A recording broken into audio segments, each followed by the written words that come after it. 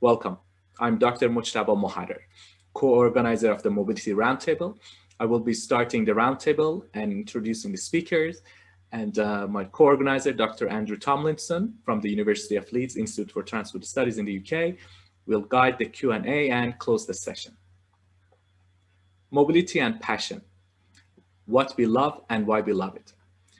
Mobility has many fans, professionals and non-professionals. But why are so many people passionate about mobility? What makes us passionate about mobility, and how does this passion impact mobility? We will now discuss these and other questions over the next hour with three excellent speakers. Dr. Ann Lusk, research scientist from Harvard T.H. Chan School of Public Health in Boston, United States. Mr. Anzir Boodoo, car-free cities consultant at Possible, Leeds, UK, and West and North York's chair of the Chartered Institute of Logistics and Transport, and in Leeds, the UK, and Dr. Jacqui Hicks, researcher and artist in transport, energy, and urban studies in Newcastle, Australia. So we will going to jump right in it with our first speaker, Dr. Ann Lusk. Ann, please.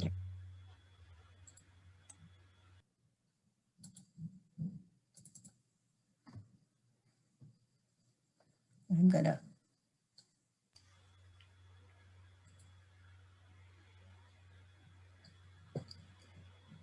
Okay, so I just want to make sure that everyone can see the screen.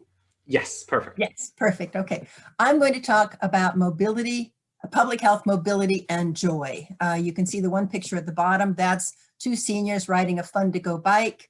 And the picture on the right, that is a young African-American girl biking on a street in Boston.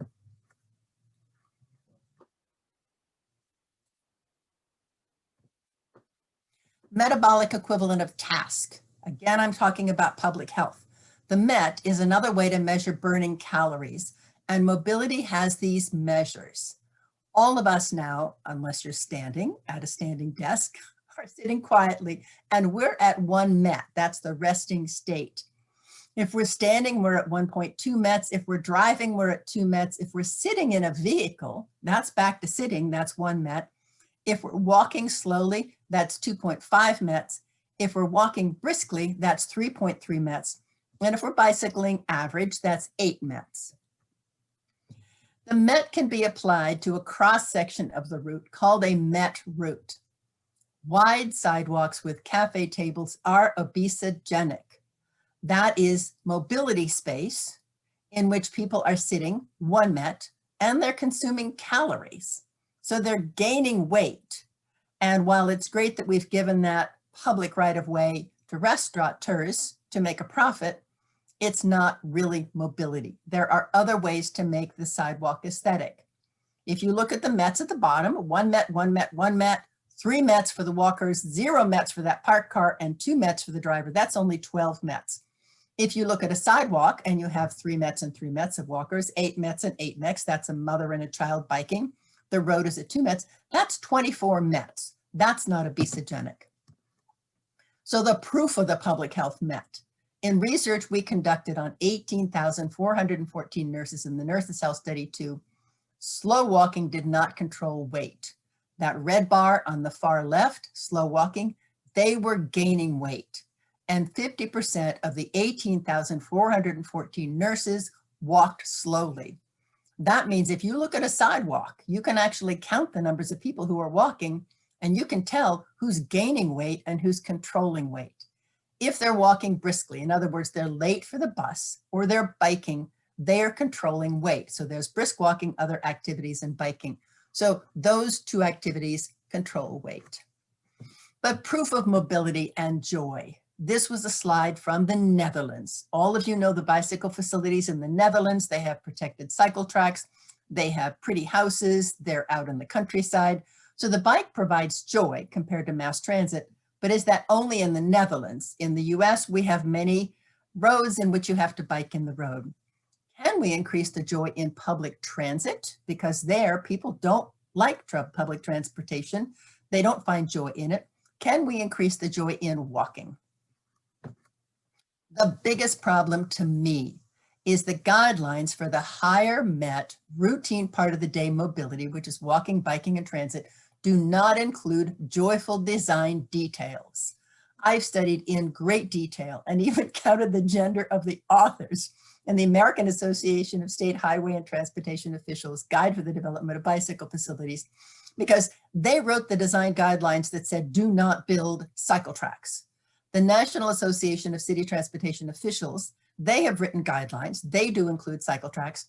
The Federal Transit Administration has guidelines, and I had, even while getting my PhD, had done a study on bus and bus stop designs related to perceptions of crime, but they don't really have aesthetics. Those documents that specify how to build the facilities in the US only include engineering specifications. I didn't need to include pictures of these because all of you know them. Paint, delineator post signs, signals, curb cuts, highway cobra headlights, transit buses, accessibility features, utilitarian bus stops, sidewalk widths, tree pit dimensions, sidewalk, street lights, the list goes on. So aesthetic engineering specifications should focus on sidewalks that are not too wide, cycle tracks that are sidewalk and not road level, and mass transit that has aesthetic buses and bus stops. Sidewalks that are not too wide. The cafes can be inside the businesses, and they can have garage doors that open to let the air in. Cafes should not take up the whole pedestrian walking space that leaves no right of way, especially for a cycle track.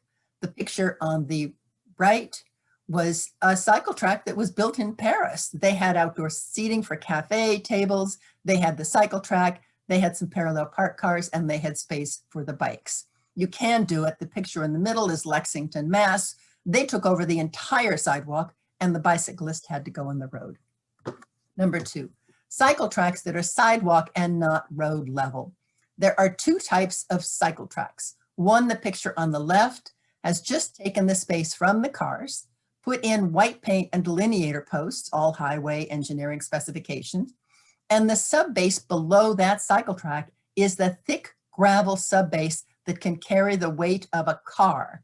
So the tree roots do not grow under that space. If instead you build a sidewalk level cycle track, you can put the silvacells and the structural soil underneath that sidewalk level cycle track, and your roots can grow under there, so you can have shade trees that cool the heat island effect and also provide a joyous route. The cycle tracks, though, need to also be wide for side-by-side riding, for parent-child riding. And in the Netherlands, a parent will put a hand on the back of the child to help them. And number 3, mass transit that has aesthetic buses and bus stops. We don't need to be thinking of, oh, that's just a bus, it's utilitarian, we're going to pay for it by having advertising all over the side. In Brookline, where I live, in Massachusetts, I've been working on recreating the historic streetcar stops that used to be in Brookline's Village Square. And I found an architect willing to design the streetcar stops. And we're exploring having a bus stops that is reflective of the early streetcar stop. We would have fixed but multi-paned windows. We'd have a standing seam roof that has the same height peak and the hipped roof. And we'd even have a window on the side that is the side facing the buses, because we know all bus passengers are looking expectantly in the direction of the bus. When will it arrive? So in sum, for public health, mobility, and joy, provide transportation guidelines that describe aesthetic amenities for sidewalks that are not too wide, cycle tracks that are sidewalk and not road level, and mass transit that has aesthetic buses and bus stops. Thank you. Excellent. Thank you, Anne. It was great. Great. So our next speaker is Mr. Anzir Boodoo. Anzir, please. Okay. So let me just. So while Anzir is preparing, we will, if you have any questions, please either type them in the chat area, but we will definitely come back to Anne and we'll continue the conversation. So yeah, I'm talking about mobility and passion. My name's Anzir. I am involved in a lot of things around transport, urbanism, sustainability around the place. And yeah, it hopefully shows. So I I want to come to this question of why do we do what we do? Because I think that's what Moji was really trying to maybe get me to address on this. So I think passion, when we talk about passion, it's about being from the heart. And I kind of wanted to go and, you know, we could go and dissect this and look at it, but it's a bit difficult in a way. I think I can probably only talk from a personal perspective, because taking other people's hearts and cutting them up is a bit frowned upon. So yeah, go. So I grew up in a new town. So these were places that were built from a kind of utopian perspective. There were a lot of car-free spaces, lots of green space, and it's really led me to think a lot growing up and into adulthood about utopianism, about how cities could be just better, I suppose. And what the new towns gave us, this is a rare, slightly elevated view of central Milton Keynes, which is the biggest British new town. But they gave us car-free areas, lots of green space, 15-minute neighbourhoods before anyone really thought of the term, and segregated cycleways from, you know, in the last 75 years that we've been building these. They've also given us extensive parking, wide roads, and arguably quite bland development. But that's kind of a background to all of this, I guess. When we think about mobility, I think we tend to think a lot of the places we'll go. When I was at university in Birmingham, I used to look at the departure board when I was at New Street Station, the main train station, and look at all these places around the UK that the trains were going to. It's, you know, I think when we think about mobility, we think about going places. But the reality, and I think for a lot of people, the ideal is still this: mass motorization, being stuck in traffic. And so, you know, maybe this doesn't really work in cities. And really, kind of, who is all that mass motorization good for? Is it good for the people whose streets are completely covered in cars all the time? Here is one of the things in my disability group that I work with. And, you know, some of us can't drive because of our health conditions or our impairments. So that's an issue. It's not universal. But mobility is primarily about human connection. It's about the hustle and bustle of cities. It's about going to see people and do things. It's about how we move through to and from places. And even, hi you two, we could go into the wilderness where there aren't other people around, but it's still about ourselves as humans and how we connect to the world around us. So can we look at these things in a more tactile way? Can we start interacting and playing with the world around us? So one of the things that I've been doing is taking a bit of a fox-eyed view of the world. So how do we get into the little places that we don't normally see, experience, go into, and try and understand the city around us and how we can play with it? One of the things I've been doing over the last few years is Parking Day, which some of you might be familiar with. It's a day when people around the world take ordinary city car parking spaces and turn them into pocket parks, various activities and things going on, just kind of taking a different approach to urban space and having fun with it and thinking about how things could be viewed in a different way. So I might need to adjust the curtain a little bit. And in 2019 on World Car Free Day, with the help of the council and Living Streets and a lot of different organisations, we closed a number of streets, had kids playing outside. This is the street you saw earlier, but with hardly any cars in this section and people outside. So, you know, we can think about our cities in a different way. We can start to play with the environment and see how things could be different.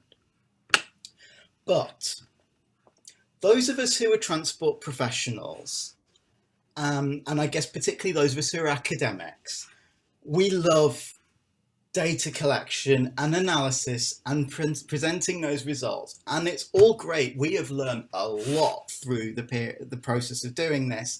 And it's great, but you can lead a horse to tea, but you can't necessarily make it drink. It's really difficult for most people to understand this stuff. Data, maps, graphs don't mean anything to most people. We're very based on feelings and emotion and stories. And I think we forget a lot of the time in the transport profession that data doesn't really change minds. We knew, for example, about the destructive effects of climate change and humans causing climate change in the 1970s, but it's still not really entered the public conversation as much as it should be given its urgency. So we can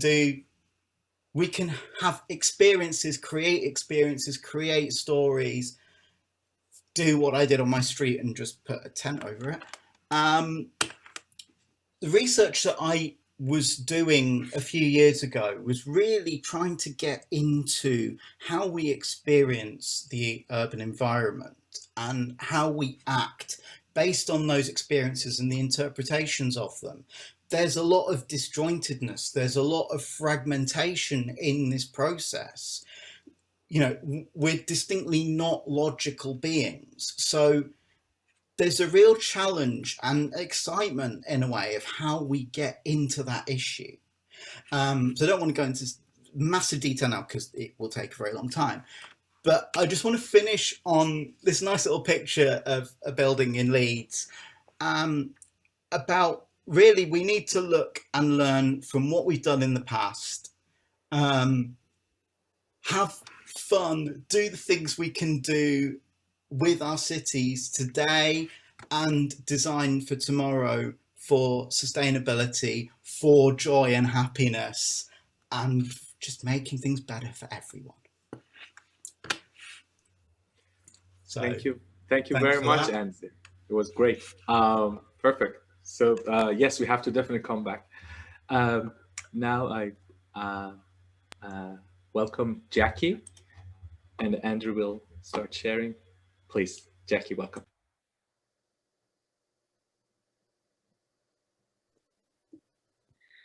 Hi everyone. Sorry, it's the middle of the night in Australia, so I might have a croaky voice, but bear with me.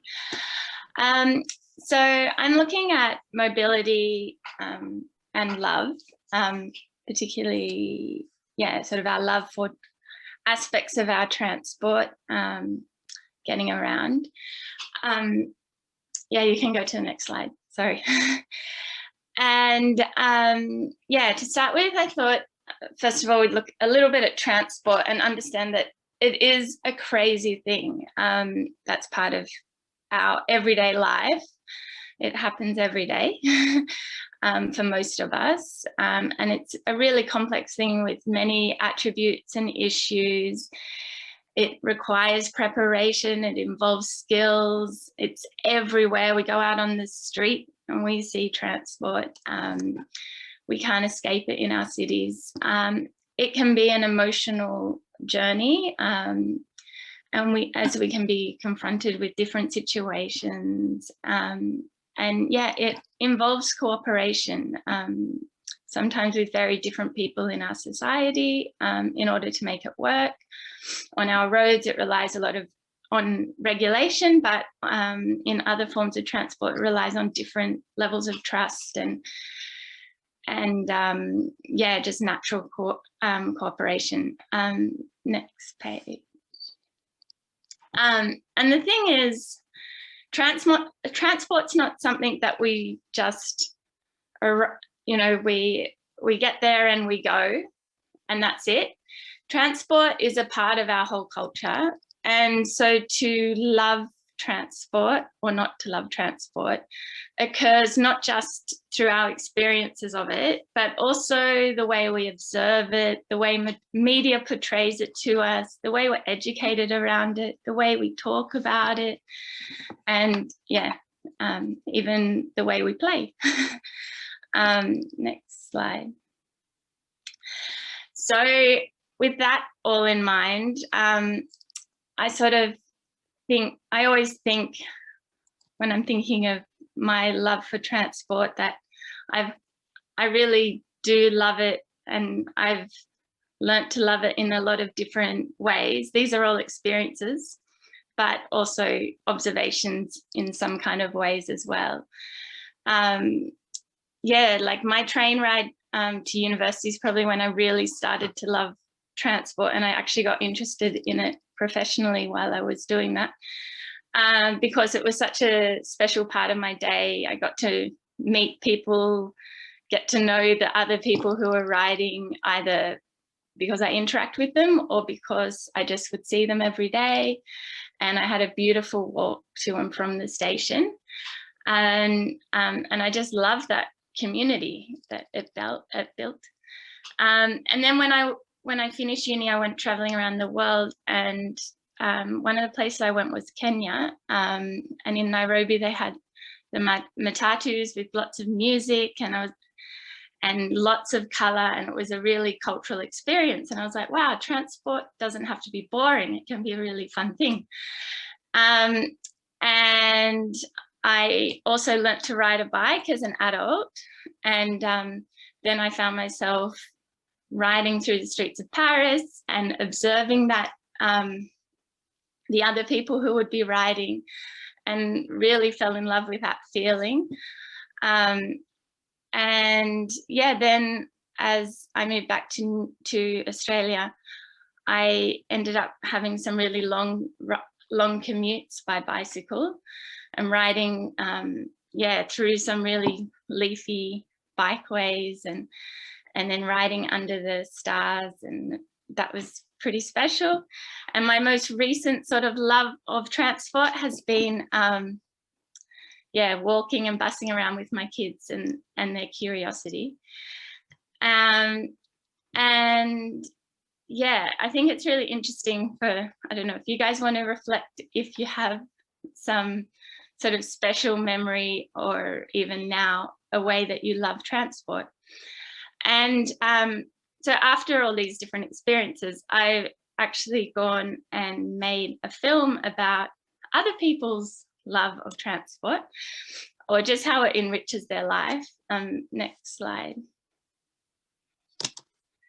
Yeah, and you can watch the film. It's for free through that website, awayWeGo.net.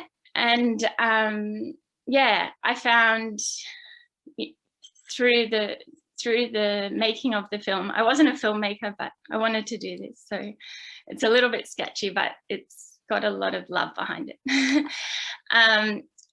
And it, that transport, I talked to people about what their transport time was, and it was a time for themselves, a time for their world, and a time for others.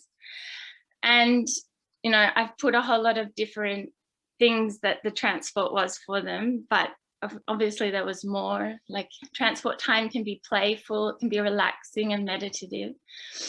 It can be a time for observing, for interacting. It can be social, it can be fun, it can be imaginative. And different modes of transport lend themselves to different ways of experiencing the world of transport. But yeah, it can also be really scary and daunting. It can be hard work, but it can also be confidence building. And obviously, you can have positives and negatives sometimes at the same time. And I think one of the beautiful parts of it was that we learned to love different aspects of our life by going through these public spaces together. And one of these things was loving people from different backgrounds. You get to know people that you wouldn't otherwise know, and you grow to appreciate them in a special way. And this is something that I think like helps us love humanity more than if we just learn to love the people that are in direct proximity to us, which might happen if we have really individualized sort of transport where we're not connected with other people. And yeah, in a similar way, you might find yourself loving the people in this film who are from 10 different cities, having 10 like very different lives, very different cultures, but you get to know them in an intimate way, kind of briefly.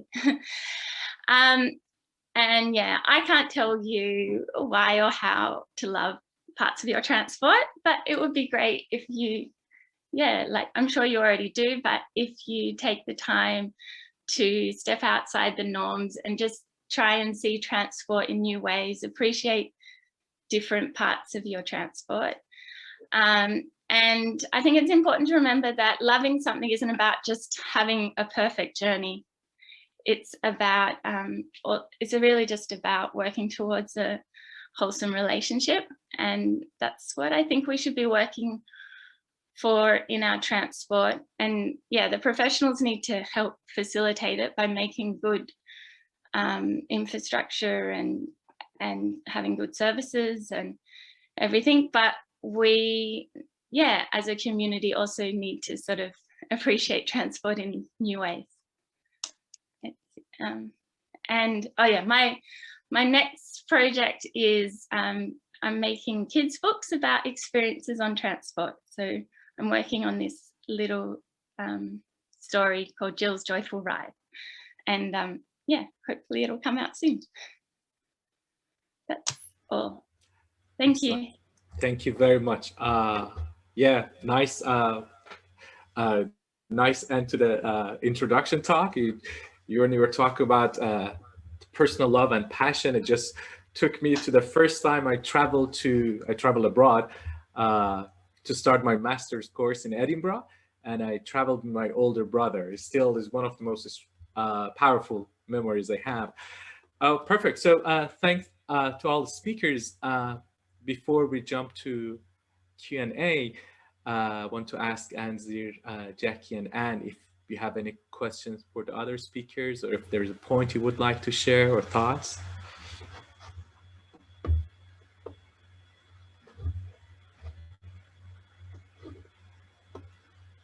You're muted, Jacqui.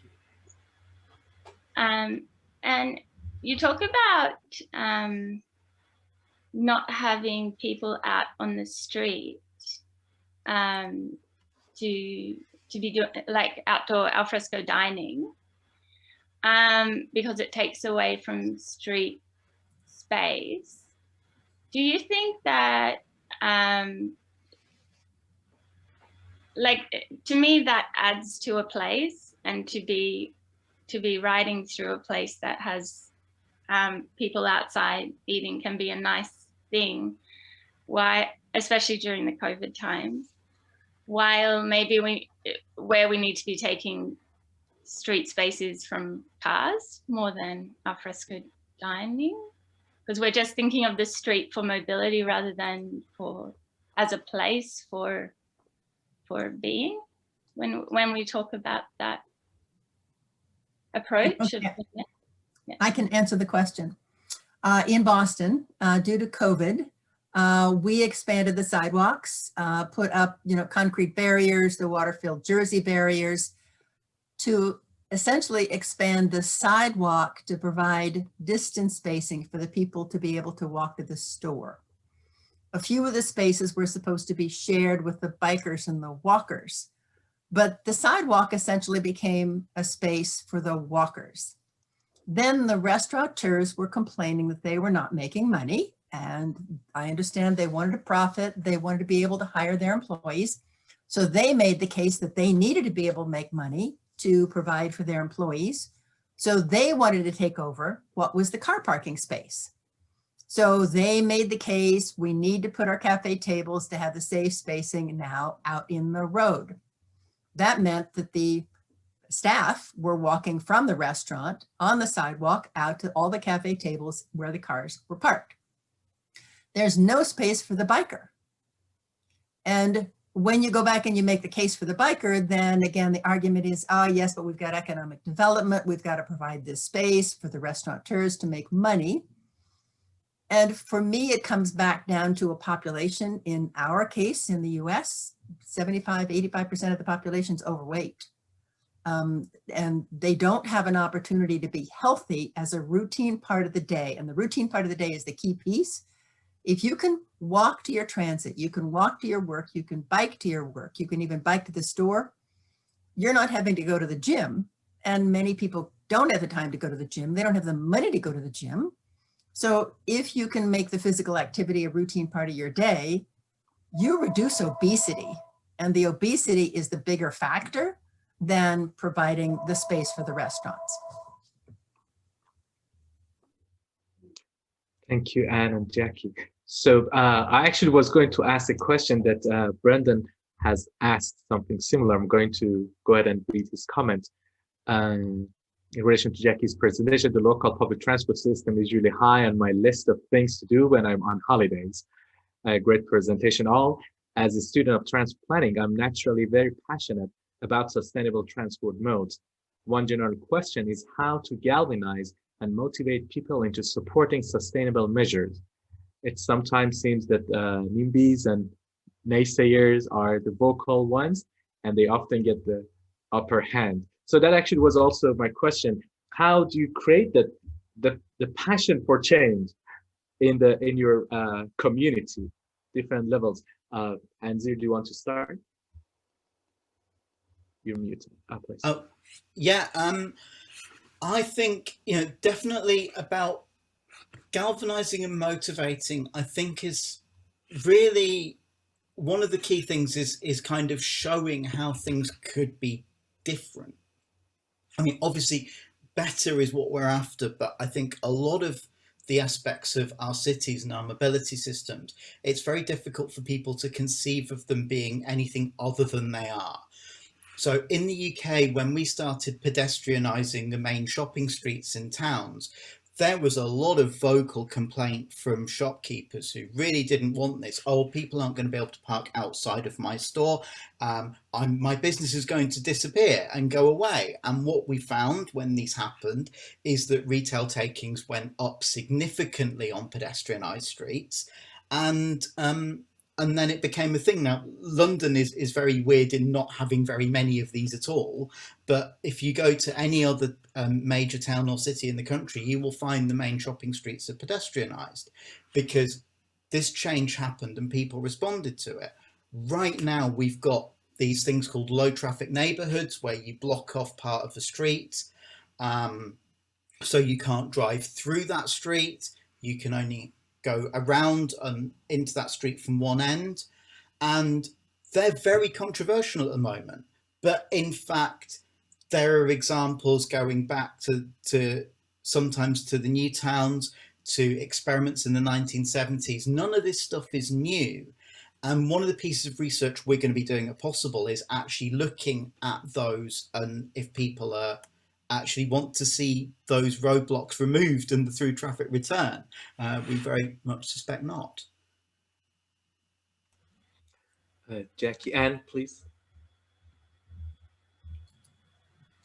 I've worked on bicycle facilities for 40 years. That's my career. That's a massive amount of time. I know the amount of time it has taken for me to get one short block of cycle track built. Meetings, PowerPoints, convincing people, lobbying people, fundraisers, making a case, staggering amounts of volunteer time. It's not a wise use of people's time and energy, and it's also very discouraging. When I started, I was fighting with the American Association of State Highway and Transportation Officials Guide because they believed everybody should bike in the road. I had to change transportation guidelines of the Federal Highway Administration to be able to make the case for cycle tracks. That meant I had to find the funding to do the research to show the cycle tracks were safer and more preferred to be able to get it into the federal highway documents, staggering amounts of time. Therefore, the answer, based on what we've seen in COVID, is to only elect officials who will put in place the bicycle infrastructure. Paris only has the networks of cycle tracks because of Anne. New York City only has the cycle tracks, really not because of Janet Sadik-Khan, but because of Mayor Bloomberg, who then appointed Janet Sadik-Khan. We need to create the environment in which we elect those officials. So all of that advocacy from the citizens should go to electing the right citizens. And I'll close by saying in Seville, Spain, they were very smart because they knew the political will changed every time somebody else was voted into office. So that transportation group said, we're going to build sidewalk level cycle tracks because they cost more money compared to putting in paint and delineator posts, which are very easy for the next administration to take out. So the next administration comes along and they say, well, we can't get rid of these sidewalk level cycle tracks. We're stuck with them. So it's being savvy about the political officials. They're the decision makers. We aren't. We spend countless hours and we don't affect change. Target the energy on the elected officials. Thank you. Jacqui, if you have any thoughts? Yeah, I kind of agree that as an advocate, yeah, it can be quite a big task. And I guess like what I would say is that basically at the moment we have a culture that is really promoting car use in all these different ways beyond what we do immediately in transport planning.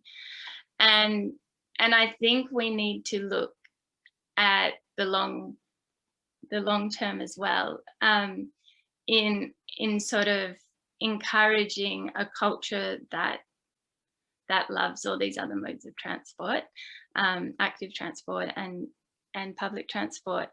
And I think we have to do that creatively, as well as we need to be pushing immediately for change. But I think we really need to be pushing for a change in the way we see transport.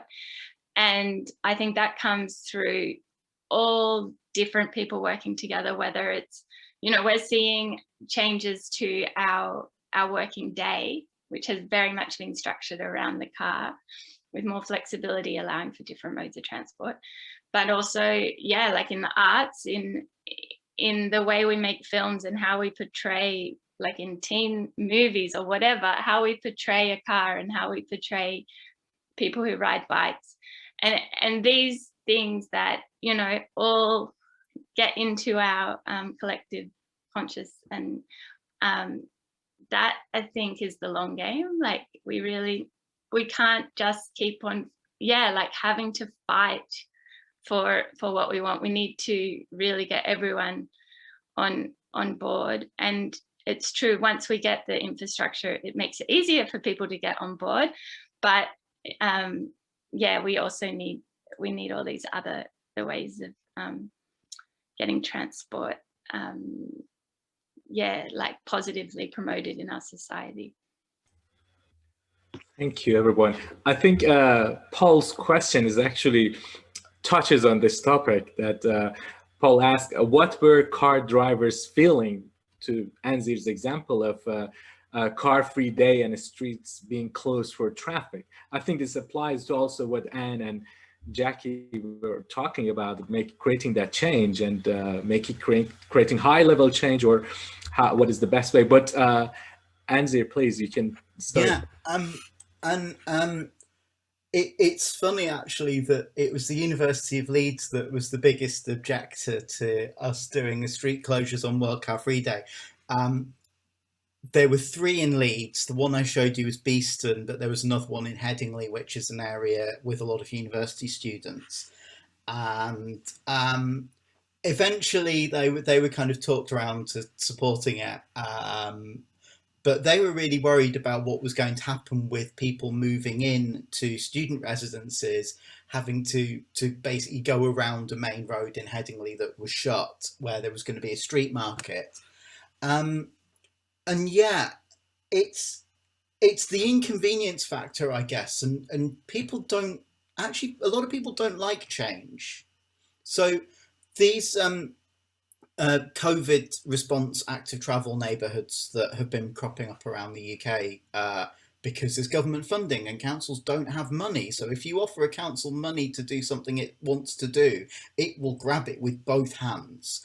But there wasn't time to consult properly. These were emergency measures, but crucially also experimental. So closing for Car Free Day is a one-day closure.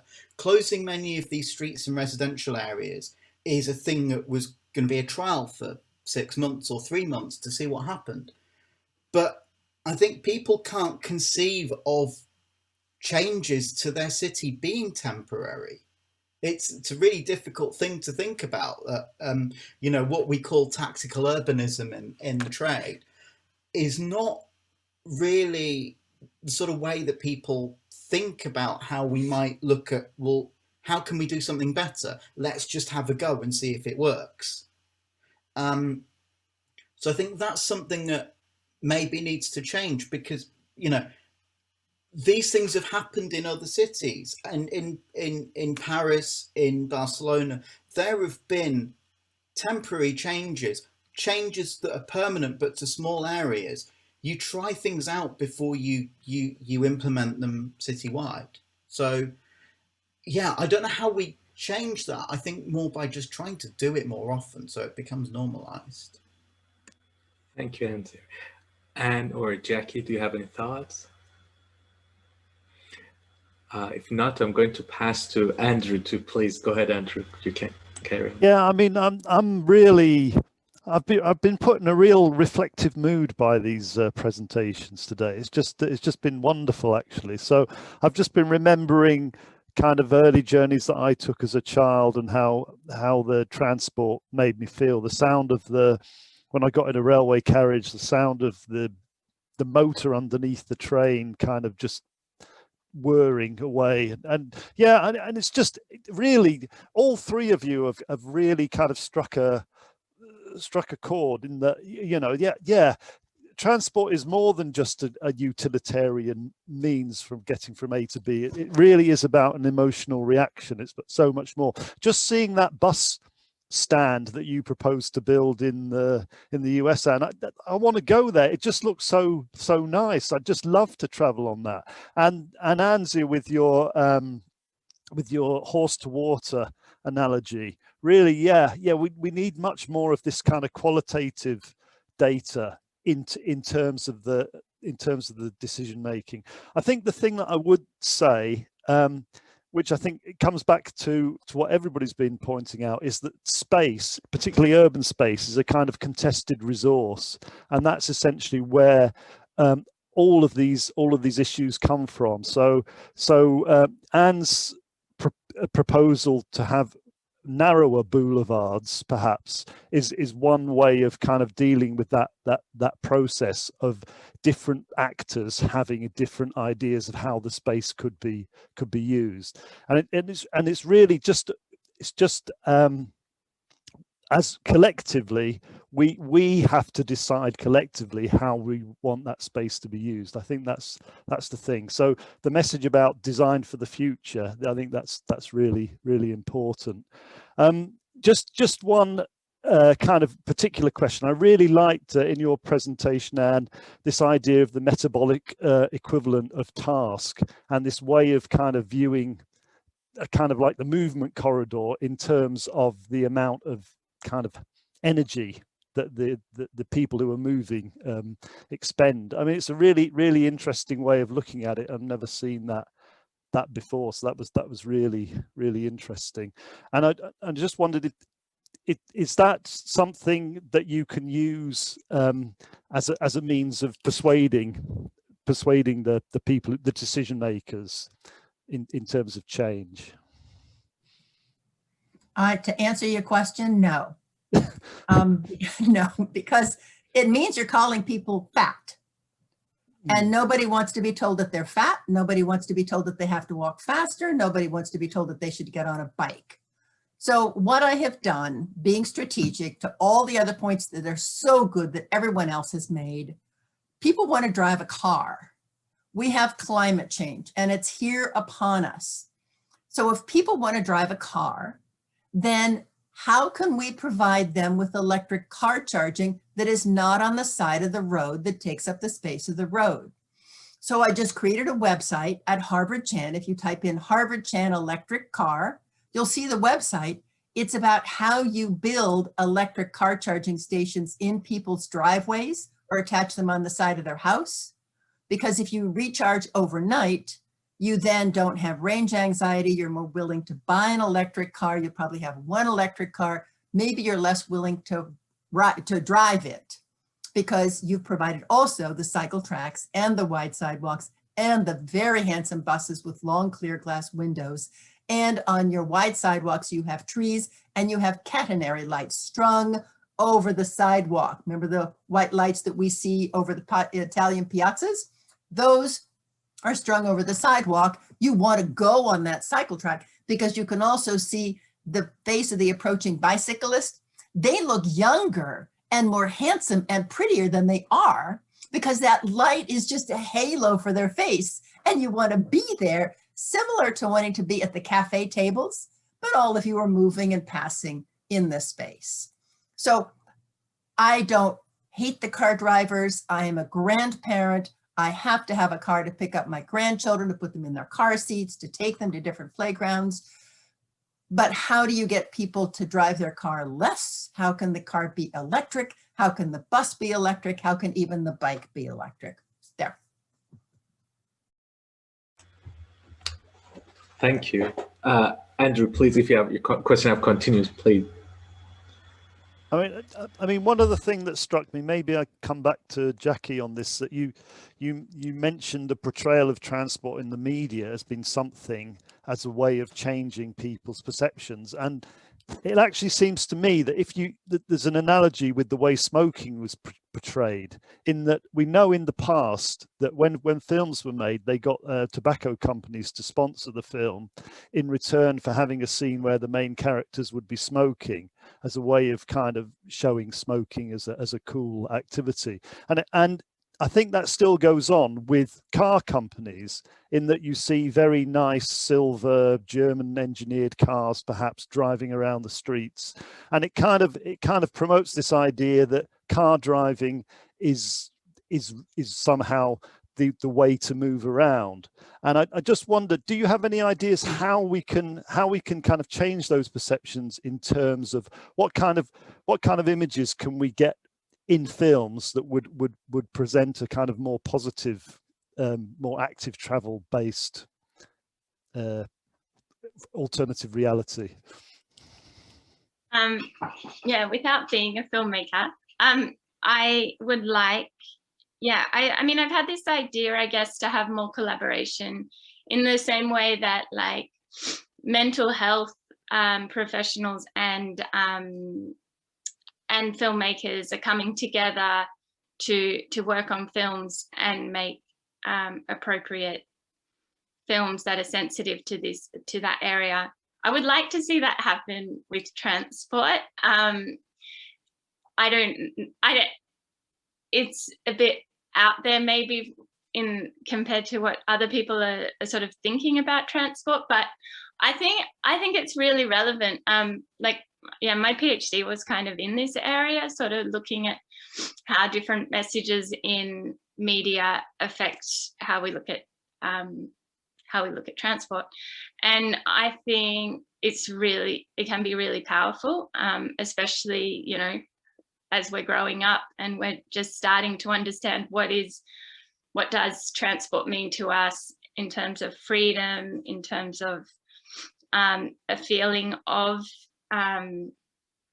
reaching adulthood and responsibility and things.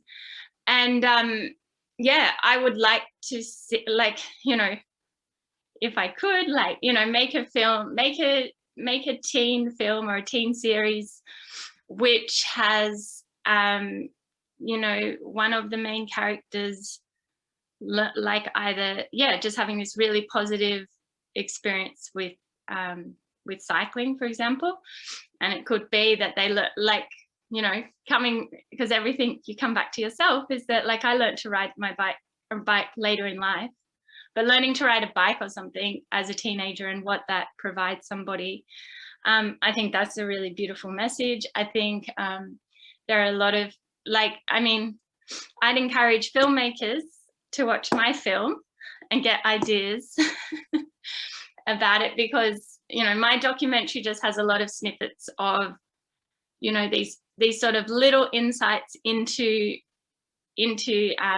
how people really feel about their transport, not what a car advertisement is showing them. And I think is so rich, and there's a lot of material for filmmaking that we're not taking advantage of, because we don't have that general understanding of transport within our community. Yeah, it'd be great if you know any filmmakers to get them working on something. I don't know. Yeah, it's a fun project. Thanks. I saw you nodding, Anzir. Did you have anything to add on that? Well, just in a way to kind of echo that, there's this whole kind of edifice of car culture that those of us in the car free movement kind of have been looking at for a while, and it is very kind of very strong and powerful. It's sort of, again, in films and TV, and the idea the car is very central to a lot of the movements that people make. It's like kind of, it's the overwhelming form of mobility in those kinds of artworks, as in life, because I think for a lot of people that is their reality. Yeah, I think it's quite a sustained kind of chipping away, I suppose, to kind of just sort of reduce that a bit, and try and get narratives that just show people not using a car a lot. I'm just reminded of an Australian TV series from many years ago set in Melbourne, where almost the tram was a character in its own right in the series, and that seemed to be how people moved around the city in that. Yeah, but yes, it's a chicken and egg thing, you know. Is it because it's the reality for most people that they just get in their cars and go places? That's what they write about. And maybe those of us who don't do that should like write more about moving around the city and doing interesting things. I don't know.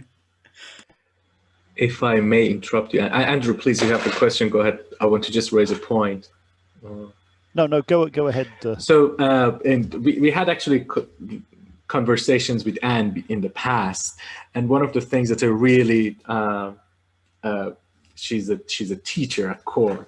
One of the things I really like about her teaching style is that she asked her, correct me, Anne, please, ask her student to take projects for their own neighborhood, to go through the processes. What does it mean to create change? Either it's a cycle lane or whatever change that is, but they go through this process and they see what it takes to make that change.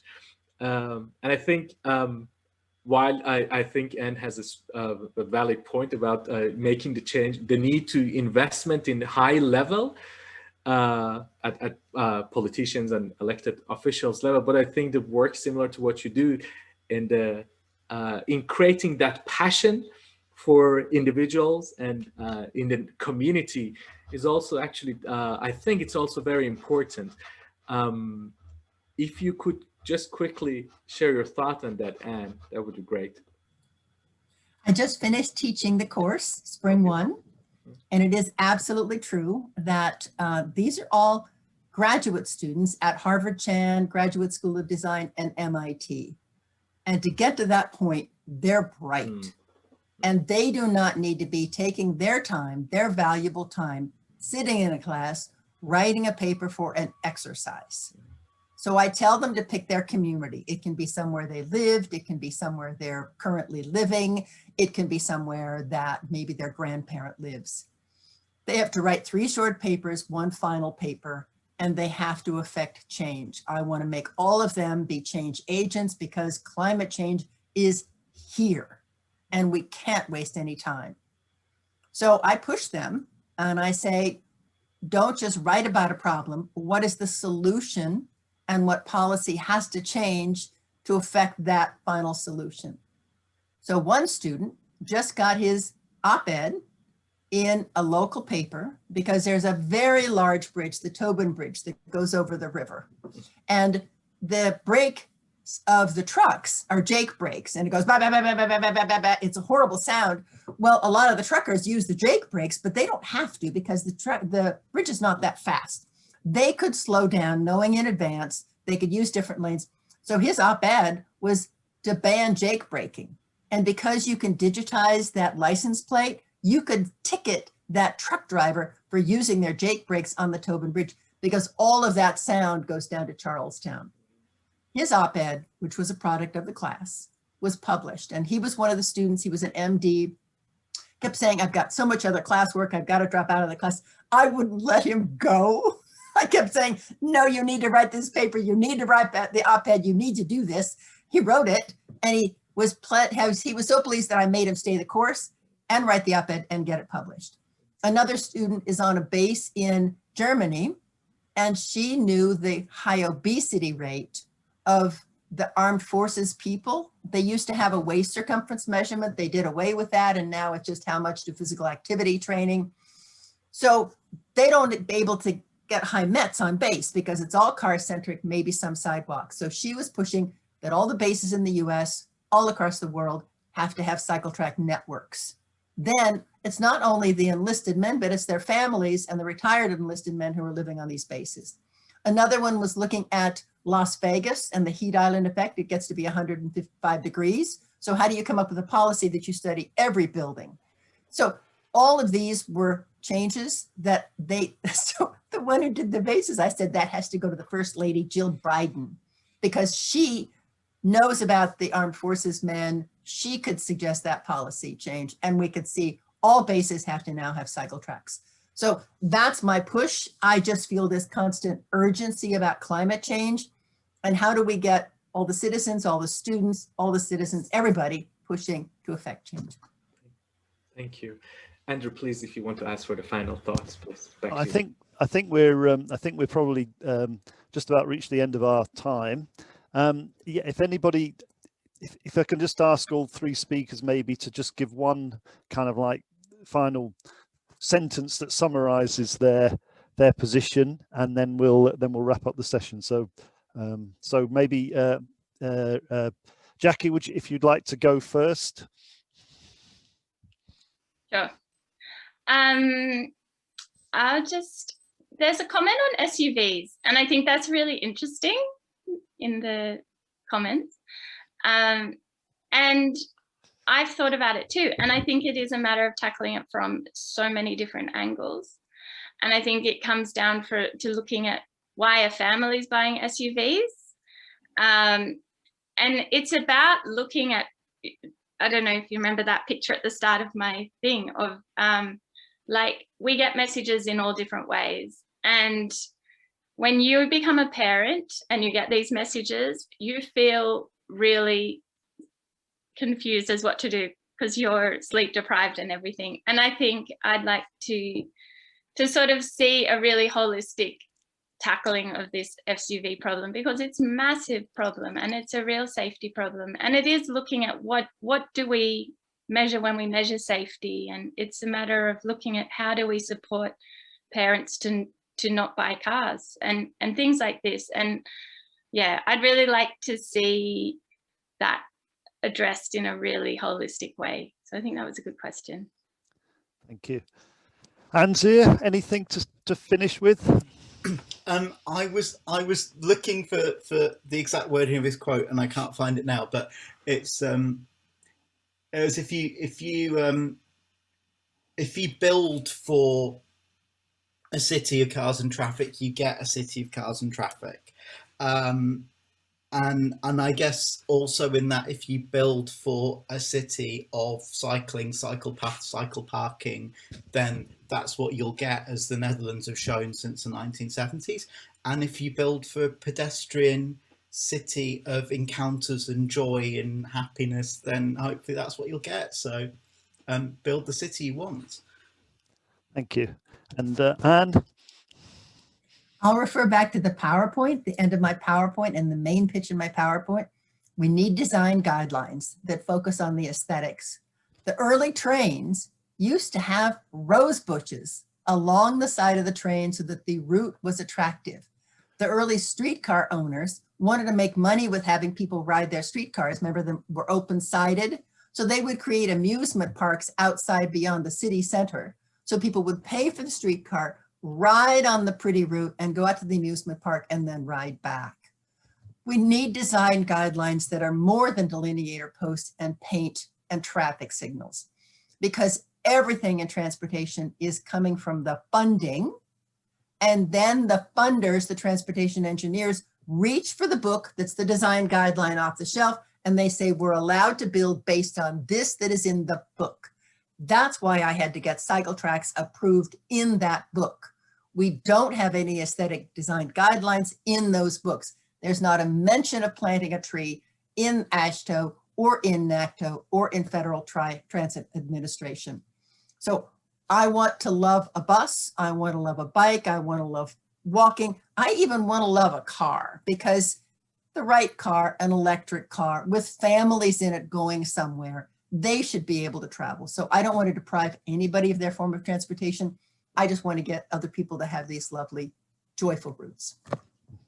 Lovely, thank you. So thank you. I think it just remains for me to say thank you to our three speakers today for a really interesting set of presentations.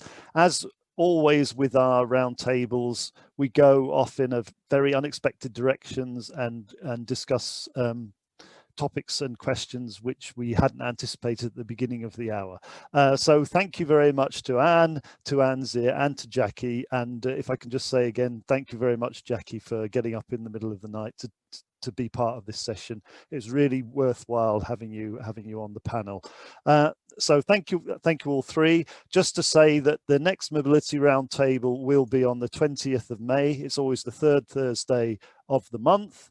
And the subject for the next roundtable will be mobility and future transport, from flying cars to shoes. So we're just kind of like looking across the range. And one of the speakers who's turned his camera on is Dr. Paul Firmin, who might be talking about magic traffic cone transport. So I don't know. Anyway, so thank you everybody for coming along again today. Thank you to the speakers, and it's been a great discussion. So take care and have a good evening or afternoon or even morning, depending upon where you are. Okay, bye-bye for now. Bye.